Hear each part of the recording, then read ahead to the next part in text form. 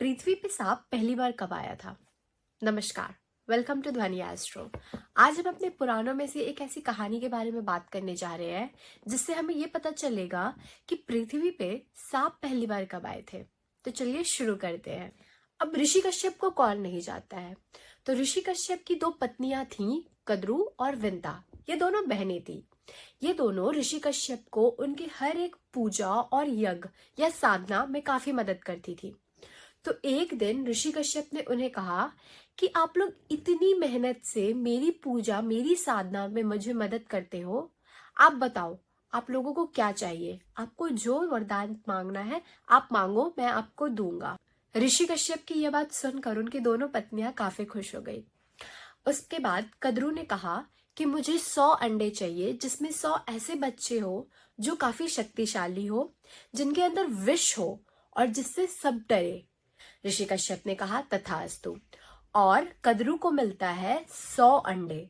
उन 100 अंडों को रख दिया जाता है सेकने के लिए ताकि समय आने पर वो फूट सके और एक बच्चे का रूप ले सके।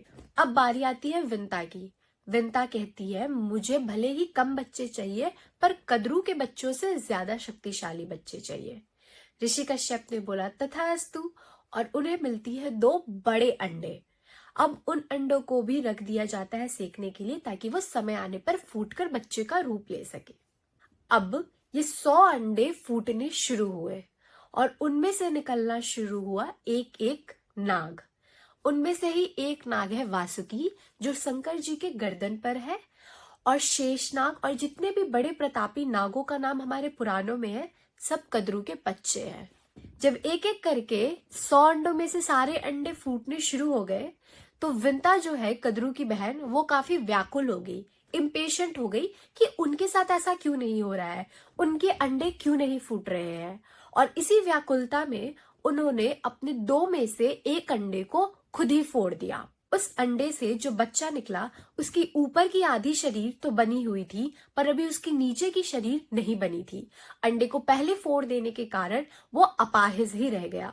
जब वो बाहर निकला तो वो काफी गुस्सा हुआ और उसने बोला कि आपने मुझे फोड़कर अपाहिज बना दिया, मैं आपके साथ नहीं रुकूंगा। और वो ऊपर चला गया। अब विंता काफी डर गई और उन्होंने पेशेंटली अपने दूसरे अंडे का फूटने का इंतजार किया। जब दूसरा अंडा फूटता है तो उसमें से निकलते हैं गरुण। गरुण गरुण कौन है? गरुण है विष्णु जी का वाहन। और गरुण का भाई जो पहले ही ऊपर जा चुका था, जिनका आधा शरीर अभी बना था, वो है अरुण। आज की डेट में अरुण कौन है? सूर्यदेव के जो 7 घोड़े हैं उनका जो सारथी है वो है अरुण, गरुण का भाई। और गरुण है विष्णु जी का वाहन। तो कद्रू के जो बच्चे हैं वो सारे हैं सांप और विंता के जो बच्चे हैं वो है गरुण और अरुण।